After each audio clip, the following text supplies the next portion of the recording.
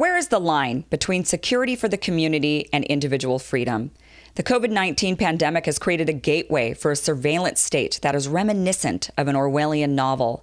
All around the world and here in the United States, governments are implementing apps, drones, and other methods to track their population, citing safety and security as the reason. For example, in Israel, if you test positive for COVID-19, the government, without your consent, will tap into your cell phone's GPS tracking data to retrace your steps. Taiwan is also using phone location tracking on quarantined people. In Poland, if you test positive, the government enforces social distancing by making people send in selfies with GPS data to prove they are obeying quarantine. In South Korea, their testing and tracing strategy means they gather your mobile phone data, credit card records, CCTV footage of you walking around town, and your medical records to map your movements. The idea is if you test positive, they can release your whereabouts so people can avoid you or figure out if they may have been exposed. In Hong Kong, people who test positive must wear location tracking wristbands. Moscow is using facial recognition to enforce their quarantine. Cameras are monitored from a control center where images and personal details of those under quarantine are put into a database so they can be recognized by the cameras. In the UK, the head of the police department in Northamptonshire threatened to start looking through people's shopping bags for non-essential items if people do not heed the warnings. Also in the UK, drones are being used. They're using them to monitor public spaces and enforce social distancing rules. When the drone sees people in a gathering, it descends down and barks messages at them, telling them to break it up and go home. Here in the U.S., many police departments across the country have begun using drones to enforce social distancing. The New Jersey Police Department said, quote, "The practical reasoning is that a drone can cover more ground and have a greater vantage point over officers on the ground. It also facilitates an assisting patrol in getting hard-to-reach areas. Officers can patrol remote areas without leaving their vehicle area. PSAs can be delivered in public places without the danger of officer contact," unquote. By the way, there is no regulation on data collection when it comes to drones. They are not supposed to look in your backyard without a search warrant, but I don't know how they could avoid it. In Chicago, they are monitoring social media to find illegal gatherings and bust people. The mayor warned that anyone who even talks about a meeting with friends on social media will be monitored. Quote, "The time for educating people into compliance is over. Don't be stupid. Don't come out. Don't advertise on social media. We are watching you." Not only are governments using drones, facial recognition, CCTV footage, tracking bracelets, and GPS data, but they are developing and implementing tracing apps that will be forced upon the public to track everyone's whereabouts. South Korea and Singapore were among the first to deploy a digital version of contact tracing called BlueTrace. And because they've seemed to be successful at controlling the coronavirus, other countries are taking note and looking to do the same. Australia has developed a similar app that at this point is voluntary, although there are discussions by some government officials to make it compulsory. New Zealand is in the same discussions. Within the European Union, Germany and France are developing tracing tools as well. The UK also has a tracing app that uses Bluetooth technology to track anyone people come into contact with. If they test positive, the app then notifies everyone that they were near in order to test and isolate. Just yesterday, Apple and Google released the first public version of their exposure notification API called the Exposure Notification System.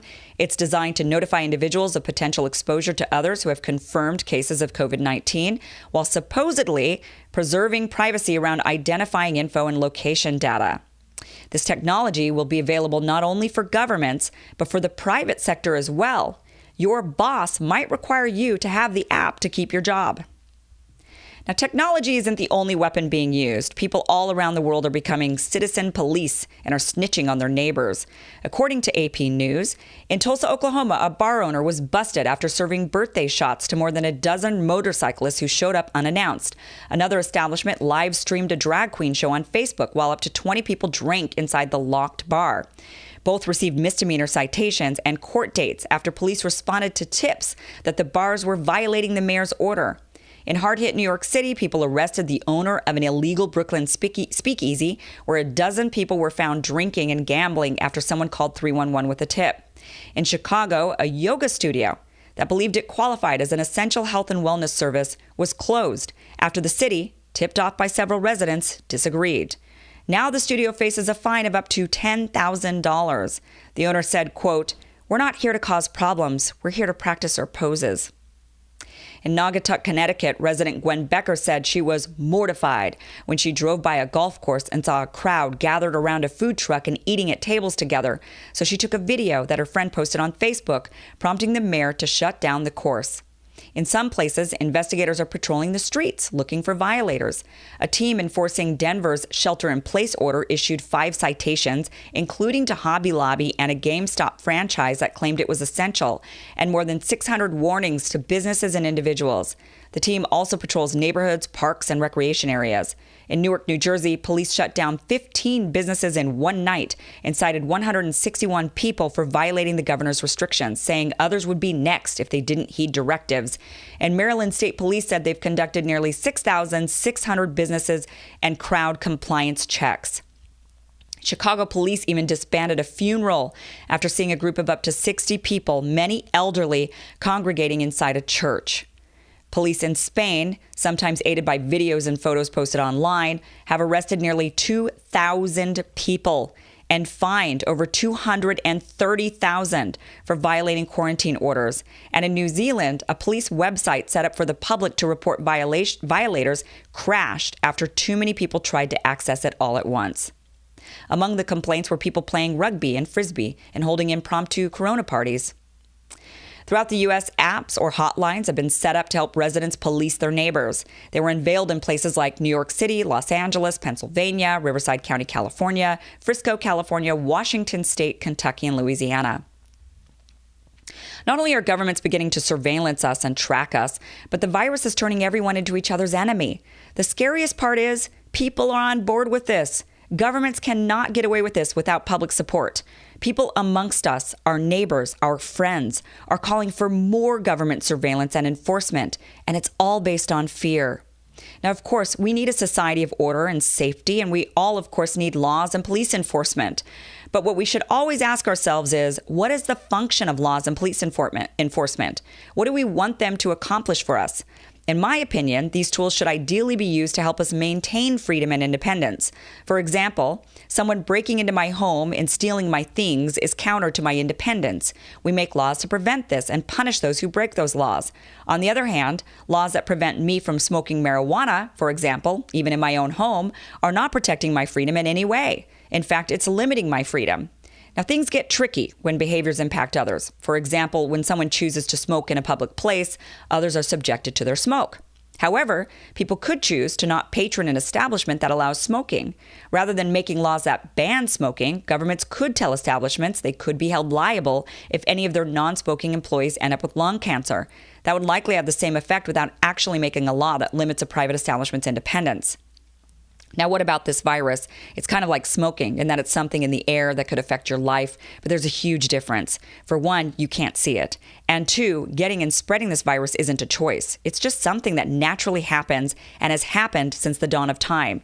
Every single one of us has contracted several viruses in our lifetime, likely from loved ones who absolutely did not intend to make us sick.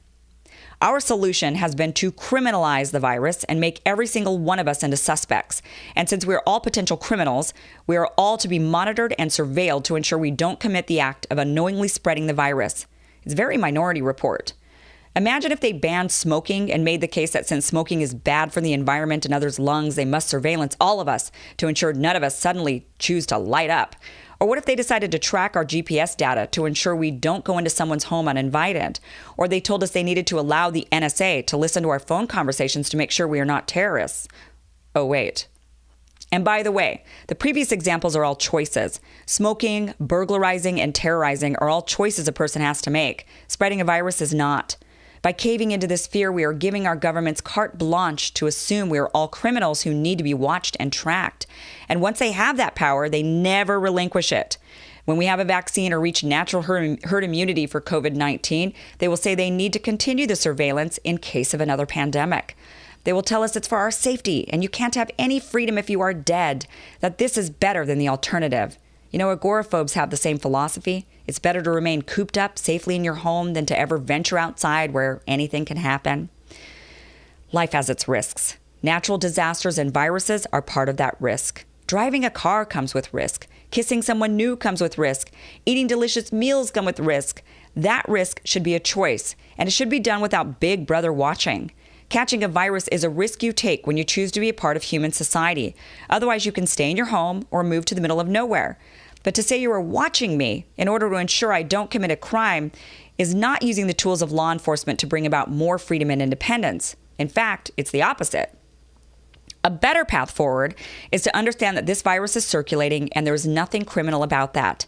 If you want to reduce your risk of catching it, be mindful of how close you stand to someone, wash your hands, or stay home.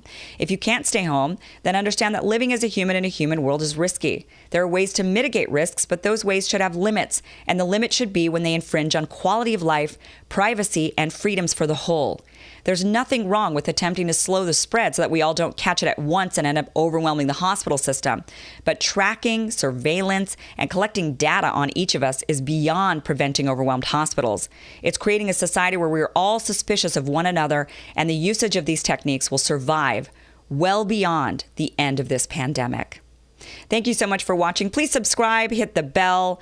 Trying to do my best to keep you updated on everything that's happening, and your hitting that subscribe button definitely helps get this content in front of more people. There's been some limiting and throttling that's been going on with the content these days, so your support is very much appreciated. Thank you so much for watching.